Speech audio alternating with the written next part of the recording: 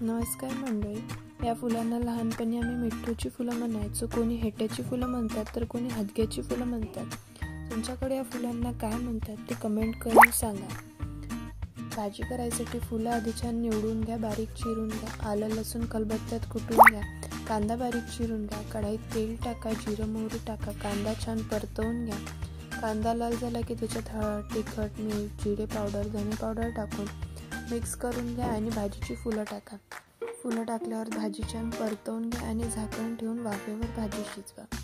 भाजी थोडीशी होत आली की बेसन टाका आणि बेसन मिक्स केल्यावर परत झाकण ठेवून भाजी शिजवून घ्या. सांबार टाका आणि भाजी रेडी होईल. भाजी आणायला मार्केटमध्ये गेलात आणि फुलांची भाजी दिसली तर नक्की आणा.